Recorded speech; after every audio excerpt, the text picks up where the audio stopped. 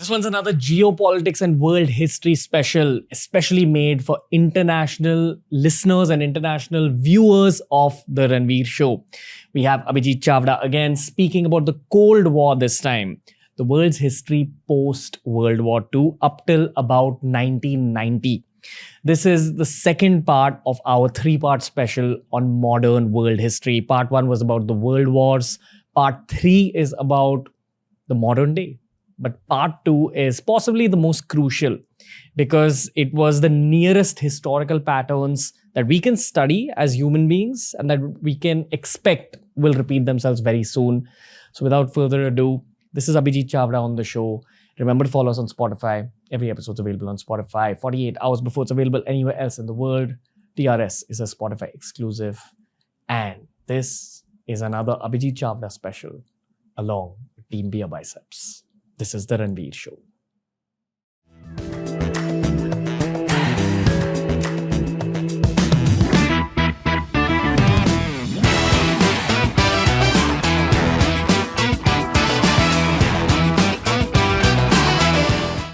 Mr. AC, welcome back to TRS. The original plan was to do a 2-part episode about the World War and what it led to in the modern day. But as we began to unpack, we did a long episode on the World Wars.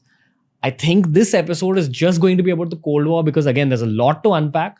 And then we'll do a third one called Dear America. But I've always wanted to do these kind of world history episodes and we're finally doing it. In a few lines, what do you think of the Cold War and what it did for the world post the 90s, according to you? Well, the Cold War was the reorganization of the world order post the Second World War. It was the decline of the old European powers and the emergence of two new powers, the United States, a different continent, and Russia, the USSR, which was always at the periphery of affairs in Europe. So it was the reorganization of the world. It was the emergence of two superpowers and the division of the world into a bipolar system. What was happening after World War II when it came to Russia and America? So at the end of the Second World War, the world became very rapidly polarized, divided.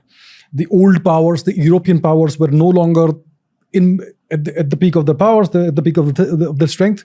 They were quickly relegated to second-class status on the geopolitical podium, so to say. And the two major victors that emerged at the end of 1945 were the United States and the USSR. Money was concentrated in these two countries? In the US, there was a lot of money, massive amounts of money. The entirety of Western Europe was indebted to the US. In the USSR, there were these massive industries that they were building up. So the USSR was not that rich yet, but they had these massive industries. It was a massively industrializing and already industrialized nation. And they had enormous amounts of territory, enormous amounts of resources, and the manpower, the human power needed to man these industries and quickly become a major force in the world. So that's what happened. And the continent of Europe was divided into these two blocks, the Eastern Bloc and the Western Bloc. The Iron Curtain was very visible in Berlin itself. Berlin itself was cut into two portions. And that was the Cold War. So it was a battle for supremacy. It was a battle of ideological supremacy and geopolitical supremacy. Ideologically, which is the better side? Is it capitalism, on which the US always followed, or was it socialism, Marxism, Leninism, Stalinism on the on the USSR side? So that was the ideological clash and the geopolitical clash to control the world. You know, it's a simple question, but I actually want to hear an answer from you. What is communism or socialism? And also maybe kind of begin by giving us a little input into capitalism. So capitalism is all about making money, exploiting the world, making quarter upon quarter profits. Let's say you have a company, a corporation. You are in the business of making money for your shareholders, basically for your shareholders. So it's all about the pursuit of quarter upon quarter profit. Your only aim is to be profitable and to profit your shareholders. And the entire country, the entire nation of the US was a capitalist nation. It's all about making money, competition, free market, and expansion globally, hopefully. The British Empire also was that sort of thing, but it was more of an extractive kind of enterprise. So the US took over the entire the geopolitical framework of the British Empire by the 1950s. And then they expanded in various dimensions, in various countries and various continents. The USSR also wanted to have their own sphere of influence, massive sphere of influence. So their sphere of influence was Eastern Europe, primarily in the beginning of the Cold War, 45 onwards. The entire Eastern Bloc, which was the eastern part of Germany, Czechoslovakia, and Hungary, Romania, all these Eastern Bloc nations, they were part of the Soviet bloc. And also later there was this competition in Iran, who would take over Iran, whether Iran will become a Western power, Western dominated power, or a Russian satellite state. Because at the time there was a US-backed coup. Mohammad Mossadegh was overthrown and the Shah of Iran came into power. It was all about oil, obviously. It was about control of resources, about the oil, control of the seas, so much more. So there was this massive thing going on. There was the Chinese angle as well. China was another socialist, Marxist, Maoist country, communist country. So the question you asked is about communism. What is communism? So we understood what capitalism is in very brief. Communism is all about collectivizing society. It's the idea that nobody should own any property. The property should belong to the state, which represents the people. So in a communist country, in a Marxist country, you have a dictatorship of the proletariat. The proletariat is the workers. In any society, they say that there are multiple classes of people. It's about classes. You have the proletariat, which is the workers, the people who do the hard labor. They are the sons of the soil, the daughters of the soil. You have the bourgeoisie, which is the people who exploit the proletariat. And then you have the upper class, which is the royalty or whatever, the traditional feudal class and power holding class and all that, right? So you have these classes. So in a communist society, to transition from a capitalist to communist society, you need a communist revolution, a people's revolution in which there is violence, the bourgeoisie is overthrown, the evil capitalists are overthrown. Then you have the establishment of a dictatorship of the proletariat, a small number of people who will rule the country in the name of the people, right?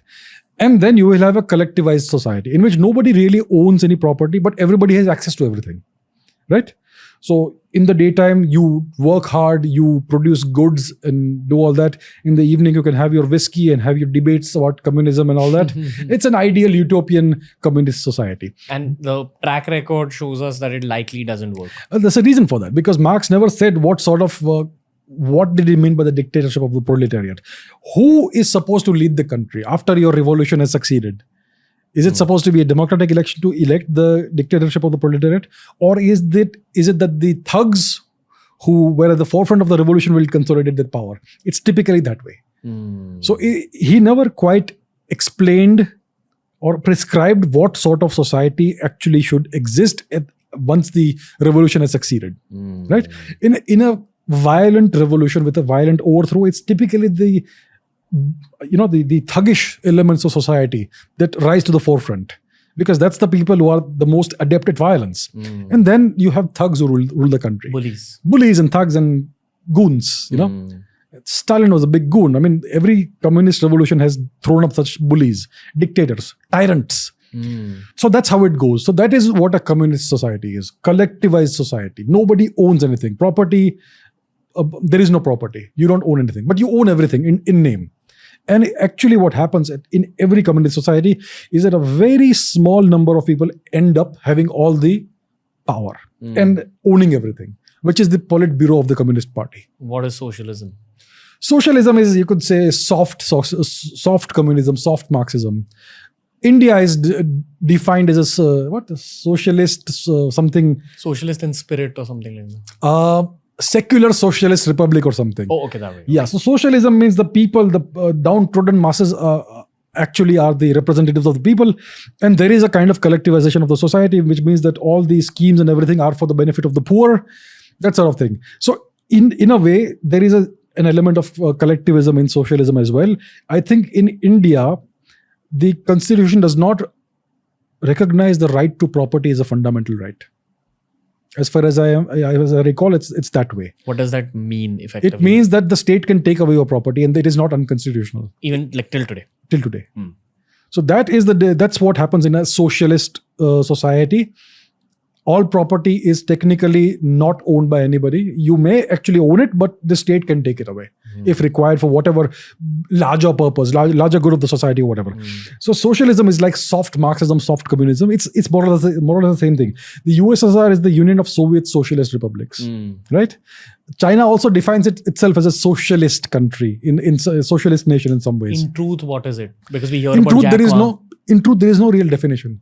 There is no clear-cut, unambiguous definition of what Marxism is, what socialism is. At the end of the day, all of this is a toolkit. Marxism is a toolkit that is designed to bring to power a very small number of people who then use the same toolkit to stay in power and expand their power. That's typically what it is. The first time I ever studied about the Cold War in school, I used to find this topic extremely boring. There was no actual wars. The things that fascinate you as a kid, it wasn't a part of this topic. Over time, as I got more educated, as I grew up, I realized that, basically, when there are two major powers, they are going to fight it out for deciding who will be the champion power. And when you talk about geopolitics, you either attack or you defend. There is no staying neutral. You expand in one way or the other, or you prevent yourself from being eaten by a larger power. That is human nature. And human nature actually defines all forms of human conflict. The layer that you paint on top of that is this intelligent layer of, I stand for this ideology and I stand for that ideology. And socialism and communism and capitalism. But democracy, human rights, liberalism. In truth, the different teams are just chasing money. Whoever gets access to land, whoever gets access to people, whoever gets access to resources will become richer. The richer person is the champion of the world. Which is why I think in that book, 21 Lessons for the 21st Century by Yuval Noah Harari, he's spoken about this clash of ideologies.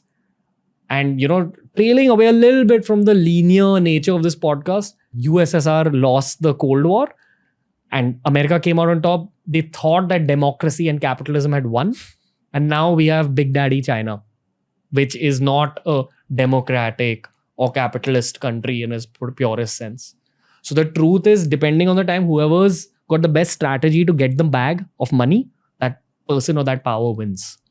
But coming back to the nature of the Cold War, so am I right in saying that it's effectively a chase for money and power? It's all about control of resources, control of territory, control of people, control of power, control of money.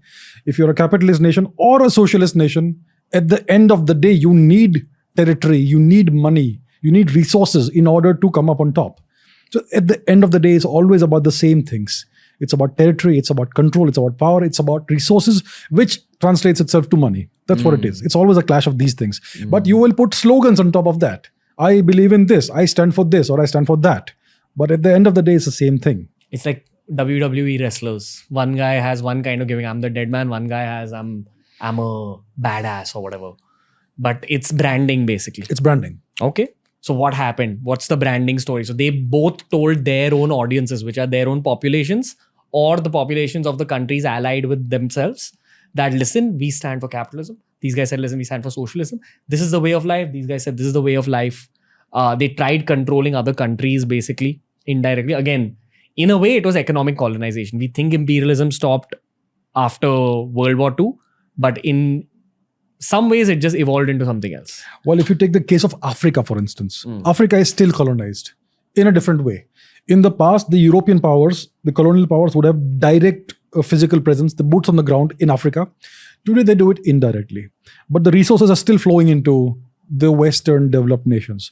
There are countries with enormous amounts of gold, cobalt, lithium, uranium, whatever. But the people are so poor, even though they have so much gold. So what happens to all that gold? What happens to all that oil that these countries have? Why do these countries, which are so resource rich, why are they still so dirt poor? Because they are still colonized indirectly in a different way. You have despotic powers that are put in place through coups, through revolutions, and then they serve their colonial masters. That's what continues. So colonization has never stopped. In some cases, you have puppet states or satellite states or client states, which is something both sides played in the Cold War. The USSR had the entire Soviet bloc, the Warsaw Pact countries, the US had the NATO countries, they had the various colonies in, let's say, Australia or New Zealand. They had their vassal states like the UK, like Japan. And it was a geopolitical chessboard. It was all about influence. And the US the Americans said that we are anti-communism. Communism is a threat to the world. So that's why they went into Vietnam to stop the threat of communism expanding. But actually, they wanted what? It was actually to stop the expansion of Chinese influence and Russian influence further in Asia, right? It's all about controlling various parts of the world. You don't want the other side to gain more influence in this territory, which is still up for grabs. So you go and fight a war there. That's what happened. So in Vietnam, there was this conflict which happened between North Vietnam and South Vietnam. The South was pro-US. The North was communist, pro-China, pro-USSR. So it was a clash of ideologies, but it was a clash of the superpowers over there as well. Also, the same thing happened in the Korean War, in various other conflicts that played out.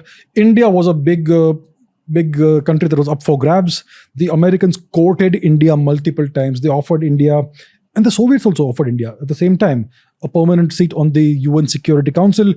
India's great Prime Minister, Mr. Nehru, refused multiple times. He repeatedly refused it. India doesn't want to play a big role in the world. And the Americans even offered India nuclear weapons technology.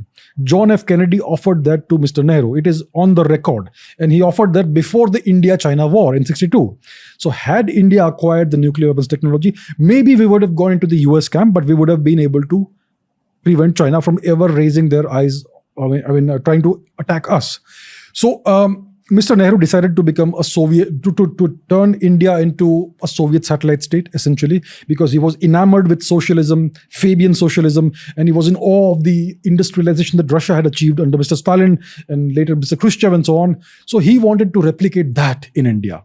And what he ended up doing was he ended up doing nothing. His period of rule, and the later period also, was called the Nehruvian rate of growth, 2%, 1% per year. A country as broken as India could have developed at 15-20% per year if the right steps had been taken. So that's an aside to the Cold War. But India was also part of this. So India became a Soviet satellite state, de facto. Whether Indians will like it or not, that's what happened. Otherwise, India could have become a US satellite state. What would have happened if that had happened? So had India had a different leader with a different mindset, that leader could have taken India perhaps into the Western Bloc, but depending on the leadership, you could remain reasonably independent, have a reasonably independent foreign policy while accruing some benefits from the West, as long as you stay nominally or to some extent physically also materially on their side. Because so that's what could have happened. There are many states like Egypt, for instance, which became essentially Western satellite states after certain wars and all that. Egypt was for the longest time a British protectorate. The British had boots on the ground in the Suez region. The Suez Canal was the umbilical cord of the British Empire. Later, after 1956, essentially Egypt became, after that conflict, a pro-US kind of country. The US tolerated the various regimes that were in power in Egypt. So lots of things could have happened. India could have become a US satellite state, pro-US, or like it became a pro-Soviet satellite state. But if you look at the economic trajectory India took, it was terrible. It had a very, very bad effect on the Indian economy and the people of India. So maybe India could have taken a different direction. Depending on the leadership, you could remain reasonably independent as well, without allowing US both on the ground in India. As long as you don't have foreign military occupation, as long as you have your own army, your own independent foreign policy, you can align yourself in whichever way is best for you based on mutual benefits and respect. So that could have happened, perhaps. Parallelly, what was happening in America and Russia? They were economically growing rapidly, both. And I think there was this whole arms race that was going on. There was a scientific exploration race in some ways. What was happening there? So there were multiple technological races happening. The Americans were the first to detonate a nuclear weapon, and they used it in war in 1945. The Soviets then started pursuing the technology, and the Soviets were the second nation, I believe, to test a nuclear weapon. And what also happened was Operation Paperclip. So I have mentioned this in the past, that the Germans were the pioneers of missile technology, cruise missiles and ballistic missiles too. At the end of the World War II, when the Germans surrendered, the Americans were able to acquire physically the cream of the German scientists who were involved in these programs. People like Werner von Braun, etc., who were all moved physically to the US, and various actual missiles were also moved to the US. So the American space program has a German origin. the entire space program was built by German scientists in what is called Operation Paperclip. So the V2 missile was tested from the US, and then it was improved, and further new rocket designs were created from that. The Soviets also acquired what was left of the German scientific manpower, and that was taken to the USSR, and that's how the Soviet rocket program, space program began. So they had the R2 rocket and other rockets that they iteratively improved upon, and then the Soviets transferred that technology to China. So the Chinese rocket program also began as an offshoot of the German rocket program. So the US space program, the USSR space program, and the Chinese space program all were born in Germany. It was all German technology that was then further improved upon.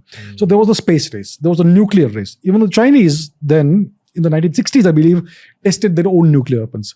So there was an arms race, which is the nuclear weapons race. There was a space race about who would first put satellites in the sky. The Soviets won that race with Sputnik. They were also the first to put a human being in space, Yuri Gagarin.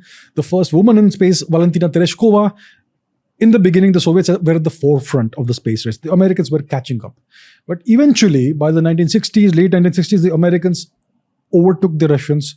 They were the first to put human beings on the moon, and they thus far have been the only nation to do that. So there are multiple things going on here. You know, with the Cold War, I get the geopolitical angles where you basically economically colonize another nation and become richer. But what's the logic of dominating space? Is it kind of like a my dick is bigger than your dick thing? Like, is it an ego thing? Is there geopolitics involved? Well, there are multiple layers to this as well. Let's say that a US president is able to overtake the USSR in terms of the space race. That guy's going to get re-elected. There's national pride involved. But when the Sputnik satellite went into space, the Americans were frightened because then you could have nuclear weapons coming in from space. Nukes in space, raining down on you from space.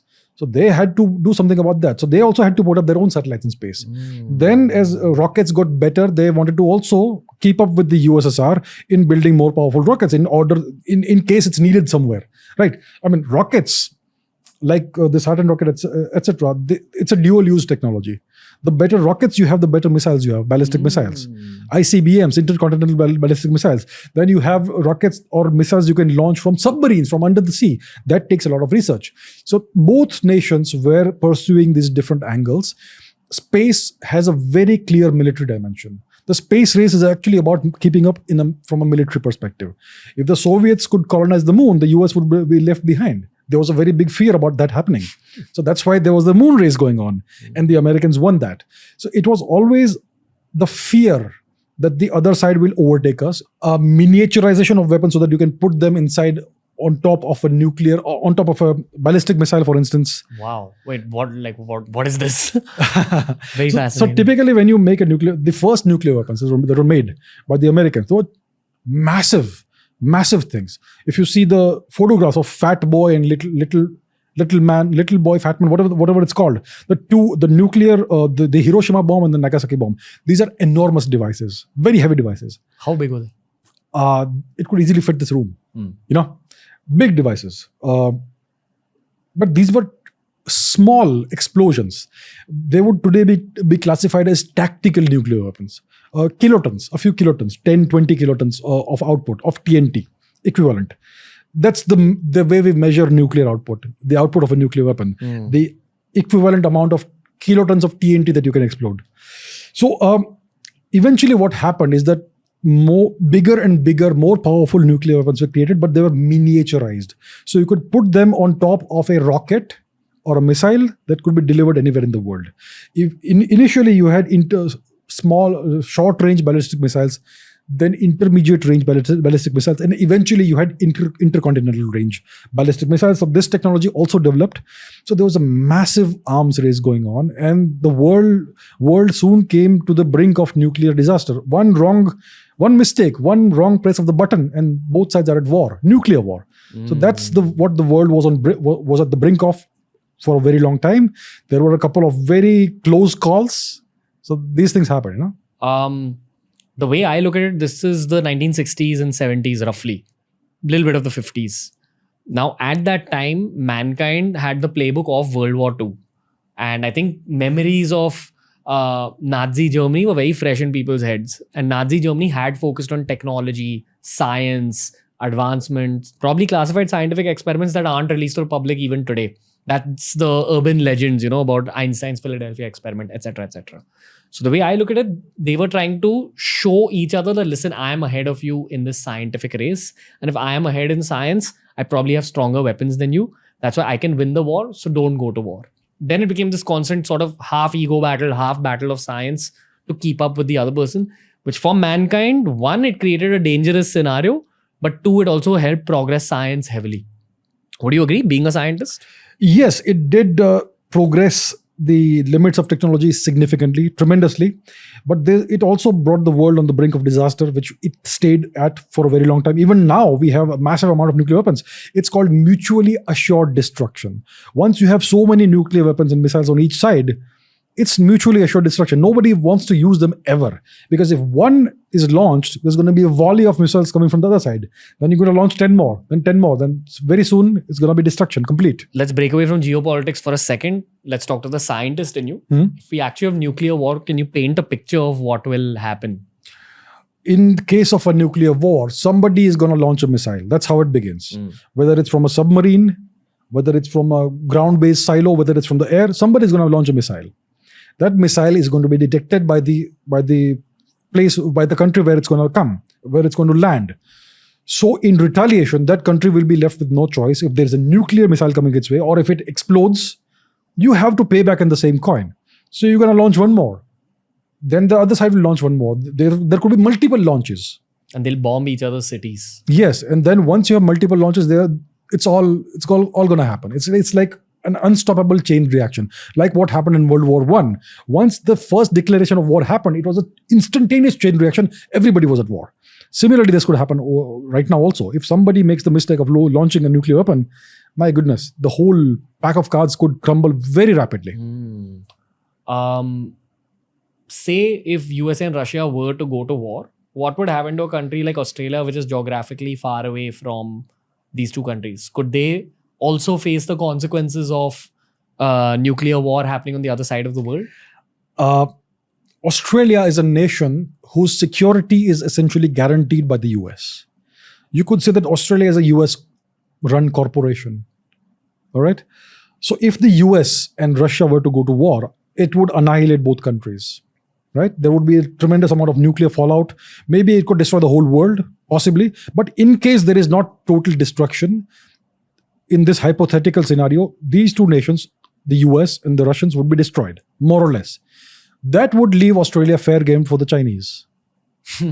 That's what would happen. I asked the question from an environmental perspective. Okay. In terms of like when you say nuclear fallout, what would happen to the other countries? If there's only one or two nuclear weapons that are exploded, that are detonated, it would not have much of a nuclear fallout, because in the 1950s, 60s, 70s, there were lots of atmospheric nuclear tests. The Russians exploded the Tsar Bomba, which had an output of about 50 megatons, massive, the biggest explosion ever, a nuclear explosion ever.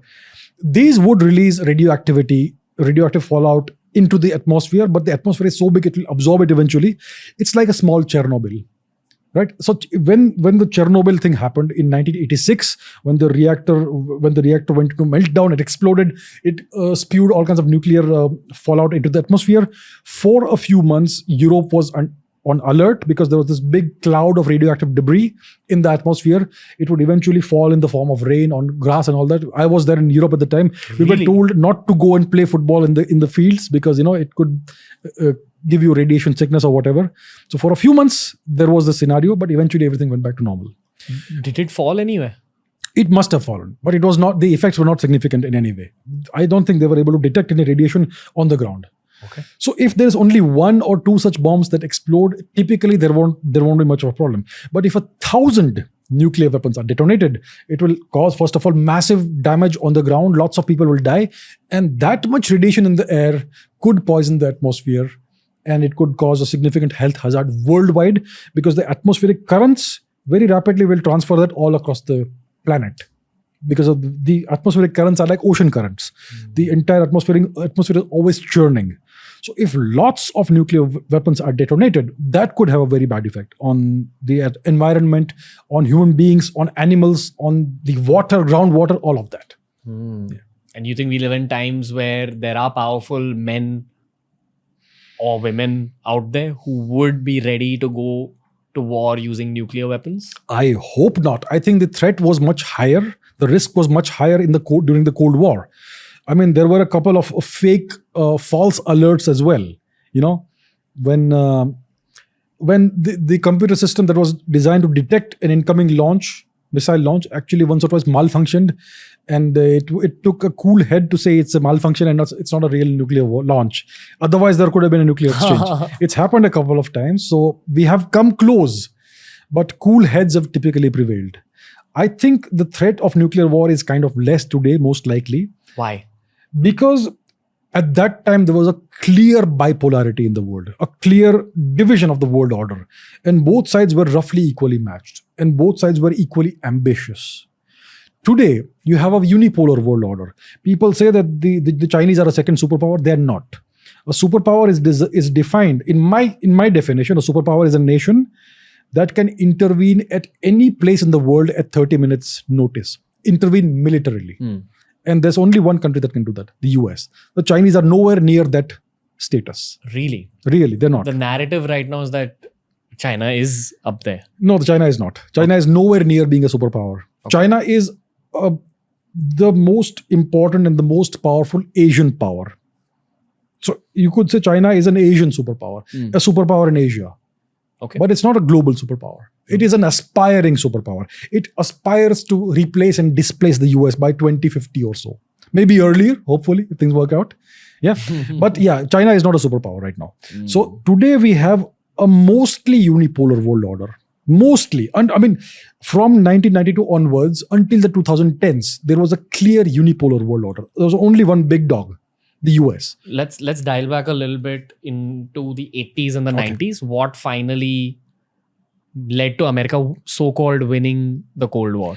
So there's a whole chain of events. What happened was the Soviets would call it ideological dilution. So you had leaders coming in. Stalin was the big strong man, the Iron Man. And he was adamant about his ideological superiority, that our ideology is the best ideology. And we have an ideological counter to the Western capitalism. So there was this strong ideological indoctrination among the Russian population, among the elites, among the KGB, among the spies, the NKVD, whatever.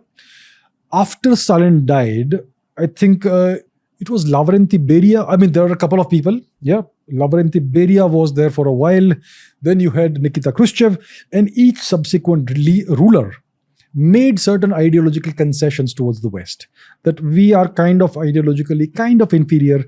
By the time we come to the 1980s, we have Mikhail Gorbachev who came to power. He introduced the policies of perestroika and glasnost about openness and transparency, and we will not be afraid to show where we are wrong and all that. While the Americans were always like, we are better, we are superior, we have done nothing wrong, we don't have any weaknesses. And the Soviets slowly started showing weaknesses. And the grip on power also in the 1980s kind of weakened. The grip of the Soviet Communist Party and the Politburo. Chernobyl happened. That kind of was a blow to the international prestige of the USSR. And the Russians kind of see Mr. Gorbachev as an agent of the West, that he precipitated the decline and the destruction of the USSR. So, long story short, by the 1990s, Mr. Gorbachev had lost his hold on power. And because of that, what happened is that there's various Soviet republics like Kazakhstan, Uzbekistan, etc. They all declared independence, Ukraine and so on. And there was a tremendous economic decline also, gradually, over time in the USSR. So they were not doing very well economically. The industries were not progressing. They were kind of decrepit to some extent and all. So all of these factors came together. And by the 1990s, the USSR was on the brink of disaster.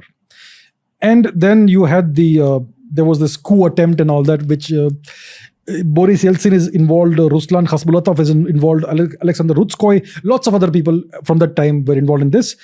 Mr. Gorbachev kind of abdicated power. There was this period of strife, conflict, turmoil. There was some shots fired, etc. And eventually, the transition happened. Mr. Yeltsin came to power. He was a very pro-West guy. All the various Soviet republics broke off, became independent. They had their own strong men in place. And what Mr. Yeltsin did was that he destroyed the Russian economy. What he did, see, for 60, 70 years, the Soviet economy was a collectivized economy. The entire wealth of the people was in the custody of the Communist Party. Now the Communist Party crumbled.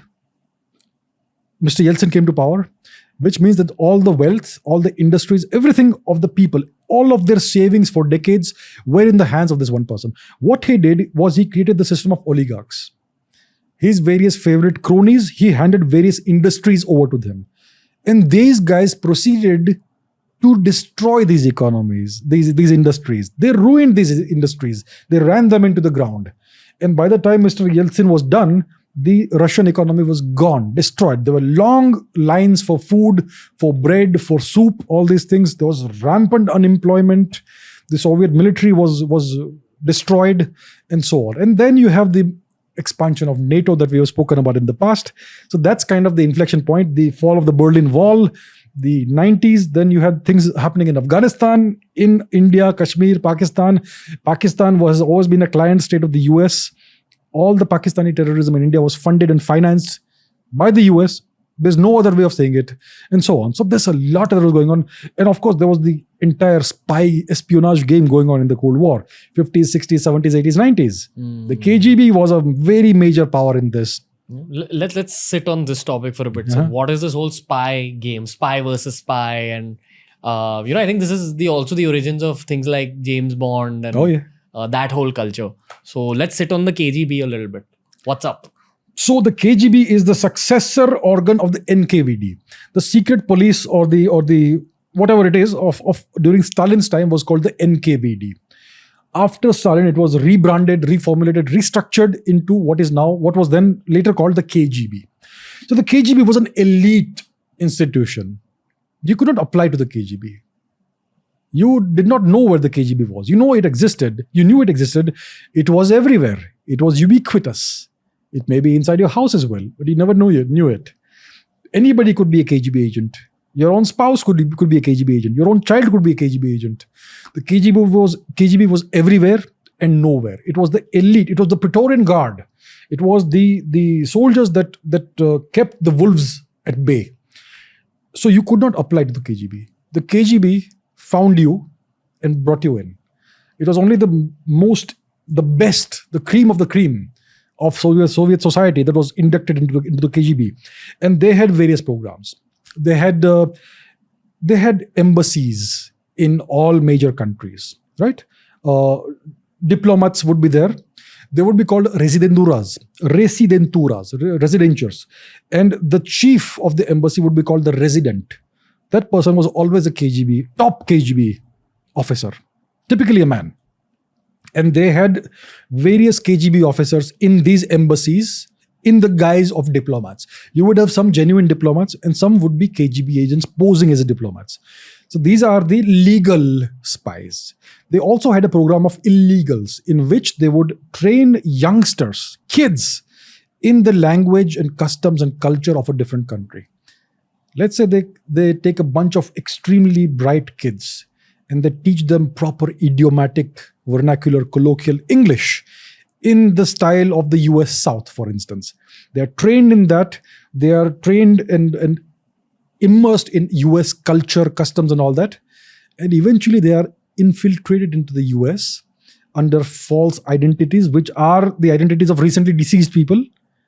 They have all the proper paperwork, everything, and they just fit into the US society. And then they are kept as sleepers for years, sometimes decades. And they are the illegals. So they would blend into US society as proper US citizens, have kids and all that. And then they would collect information and pass it on surreptitiously to the official KGB spies in the embassy via what's called tradecraft, various spying practices and all that. So various countries were battlegrounds for this. How did all this information get released to the public? Well, after the end of the Cold War, many of these former Soviet spies defected to the West, even during the Cold War, and they released some information. I don't remember the names right now. There was this very famous guy, Yuri Bezmenov, I think. And there were multiple names, multiple Soviet spies who defected to the West because for whatever reasons they were ideologically more enamored with the West, or for multiple reasons. So there were multiple Western spies who defected to the USSR also. They were converted, they were brought into the USSR fold. There was this year called the Year of the Spy. Multiple American FBI, CIA agents were found to be Soviet spies. There was this very prominent British guy called Kim Philby, who had to be brought to Moscow to escape the West capturing him. And many Soviets also defected to the West, where they revealed all this information. So eventually all of this came out into the public domain. And the goal was, okay, now there's two big countries accumulating scientific knowledge and advancements and geopolitical advancements. Get information, send it to your own side. What do they know about us? What information do they have about us? What things are they hiding from us? What are the real objectives? What are their long-term geopolitical plans in country X or country Y? Which next nation are they targeting for a coup so that they can become a satellite state of the US or the USSR or whatever? So there was this constant spy game going on, very high stakes game, very dangerous game in East Germany, in West Germany, across the European continent, in the various West European capitals, in East European capitals as well, in Moscow, in Washington, in London, in India, in the USSR, all across the world, in Africa, in Egypt. Massive spying operations were going on. So this is what the KGB was, and the US also had their spies. The Israelis were involved in this in multiple ways. They typically were on the side of the US. The Soviets were aiding Egypt and the Arab nations in trying to destroy the Israeli nation. There were multiple wars, the Yom Kippur War, the 6-Day War, the Sinai conflict, and much more. The USSR was involved in arming and aiding Egypt. Nasser Gamal Abdel Nasser, whatever the name was, the Egyptian strongman who is still recognized as one of the great heroes of Egypt. So there was a lot going on, very high stakes, and the prize was global supremacy. Okay, fair. Simple questions. Firstly, all of the world's secret services, do they find their origin in the KGB or the FBI? Like, were those two the original ones according to you? Second question, I'm sure this system is still very much active in today's day and age. Possibly China is using it as well. I mean, it's a playbook that worked. Some more refined version of it must be happening in 2022 as well. What's your take on secret services, spies, etc.? The former head of the Indian Research and Analysis Wing, RAW, Mr. Vikram Sood, has written a book. The title is The Never-Ending Game. That's all you need to know. It's a never-ending game. As technology progresses, it is all incorporated into the playbook. But the playbook is simple. You want to know everything the other side knows. And you want to be able to predict and anticipate their next moves. Because if it's a chess game, a typical regular chess player will think 1 or 2 moves ahead of the current move. A grandmaster can think 12 to 15 moves ahead of the current move. Not only my move, but the opponent's move as well. So the more you can look into the future, the better a chance you have of eventually prevailing over your adversaries. And it all comes down to the collection of data of intelligence, like they call it. So it's a never-ending game. It's an unending game. Every major country has an intelligence agency. The Pakistanis have the ISI, the Indians, we have the RAW, the Chinese have their version of it, the Russians have their own version of it, whatever it's called nowadays. The Americans, we know they have the CIA, the FBI, various other things. The French have their own version. The Israelis have the Mossad. Every nation that is a self-respecting nation with proper ambitions and a major player in the world will have such an agency and active operations going on right now as we speak. What's your guess on which are the two most active ones? Probably America and China? I would say America, China. If you would, I don't know about the top 2, but let's say top 5. The US, China, Russia, Israel, India, maybe France. The top geopolitical powers. Yes, and I would consider the British and the Australians to be part of the US bloc. So while the story has reached its end when it comes to the world war, I feel like every massive war leads to the birth of a supervillain. Like we saw in the case of World War I in some ways with Adolf Hitler.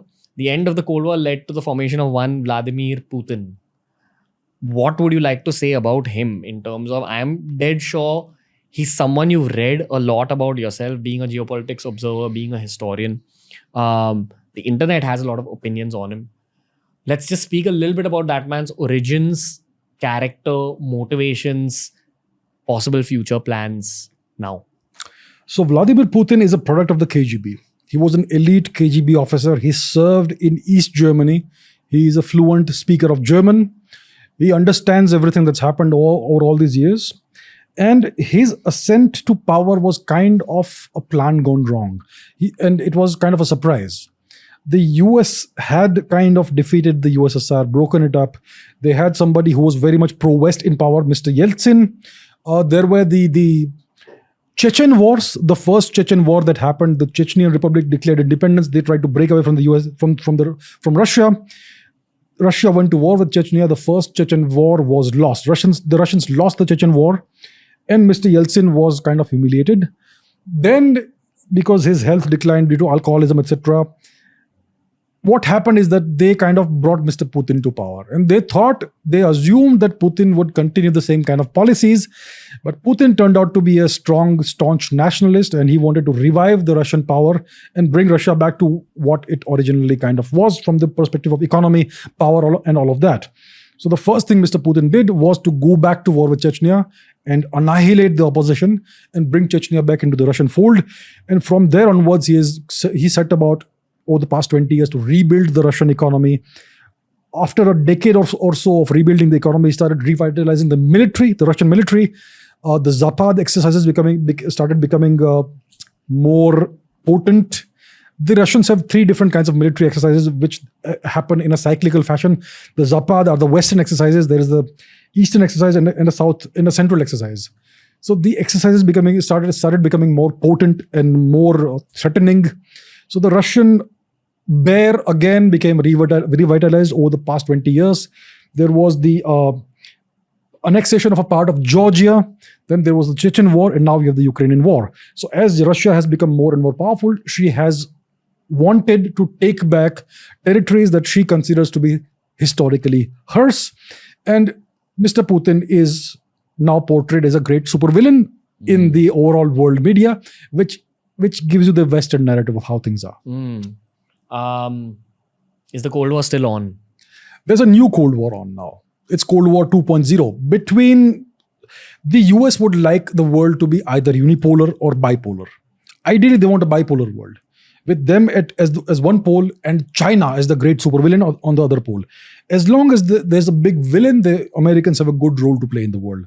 They position themselves as the global super cop, as the keeper of the global morality, as the good guys, and they always need a bad guy. So they would like the world to be either unipolar, that they only rule, or there's a big supervillain apart from them, which is China. But as of today, we have a multipolar world. As long as Russia is not destroyed, and as long as India keeps rising, we will have a multipolar world. As long as the French have an independent foreign policy, independent of the US and independent of NATO, there's going to be a multipolar world. So that's where we are today. This is like the line from Batman that says that you either die a hero or live long enough to become a villain. So if USA was in charge of a unipolar world, it would suddenly become the big daddy, and maybe people would point fingers, people would call it out. But as long as there's a rival for the US, the branding automatically becomes, listen, we're the protectors of the world. As long as you control the media, as long as you control social media, you can censor some things. As long as you have that power, you can set any narrative you want. So for the longest time, for like 2 decades, you had a proper unipolar world. The US was the only power that was in place. And everyone thought that communism is over, the Iron Curtain has fallen, and the world will be great now, forever after. But that's not quite how it went. How did it go, Mr. Chavda? That's a topic for the next episode. Lots to talk about when it comes to America. Again, disclaimer, if you're an American watching this, sir, myself, we've both lived in your country. We're admirers of America. These are geopolitical conversations. Geopolitics is often not a reflection of the average everyday American, and it's supposed to be viewed, listened to, and understood from a very objective perspective. all in all, the bottom line for the Cold War was people's egos went crazy and scientific advancement went crazy. Probably money got transferred from lots of places to lots of other places. But how would you remember this phase of history looking back? It's part of a big cycle. Okay. It's something that's always been happening. But as technology advances, the consequences are larger, and it spreads over a global scale. Now that we have transportation at this scale, we have airplanes that can transport us from place to place in a very short period of time. When you have near instantaneous communication, that's when every conflict becomes global. So as technology advanced, the scale of warfare and conflict also advanced. Now every conflict is more or less global in scope, because everybody has an opinion, everybody is weighing in on that, and either you're with us or against us or whatever. That sort of attitude exists from the US side. So that's what we are seeing. So it's part of a bigger cycle. I just want to end this particular episode by reminding people that the last episode on the world wars, when we had to begin talking about the reasons for the world wars, we had to dial back about 100 years prior to World War II, roughly. Keep in mind that it's only been about 70 years since the 1950s, which is when the Cold War began. And maybe the Cold War could be one of the causes for World War III. Of course, we don't wish that, but maybe that's what you mean by a larger cycle in some ways. Yes, I mean, we are a violent species. Our history is a history of warfare. Look at the past 10,000 years of human history. It's war after war after war. It's about conflict. It's about expansion. It's about gaining territory, gaining power, gaining prestige. It's a never-ending cycle. We had a period of relative calm and peace. We had wars, of course, in that. We had coups, we had overthrows and whatnot. But relatively overall, after World War II, there was a reasonably calm period. It may not last long if things continue the way they are continuing right now. Which is why it's very important to know everything about and understand everything about the American political system, which does influence the rest of the world, which is a topic for the next episode. Thank you, Chavda sir. This was fantastic once again. Thank you very much. All right, that was the episode for today. As you can tell, linear sessions or linear lectures on history is not really the fun way of going about it. History should always be taught using stories and should be taught tangentially. That was the point of the last two episodes, this one and the one on the world wars. The third one is going to be an extremely impactful one. It's going to be an extremely sharp listen. I urge you to check out all the other Abhijit Chavda episodes that we've done across the two podcasts. If you understand Hindi, consume the Hindi episodes as well. But if you're only an English listener, especially if you're an international viewer or listener of the Ranveer Show, if you're outside of India, I promise you, go down the rabbit hole of exploring Abhijit Chavda's episodes on our show. We also do episodes related to spiritualism, to science, to neurology, and a lot of other subjects. Please go check them out. This is only the beginning of the Ranveer Show. Therefore, make sure you follow us on Spotify. Every episode's available on Spotify 48 hours before it's available anywhere else in the world. Lots more coming your way. Look out for episode 3 with Abhijit Chavda.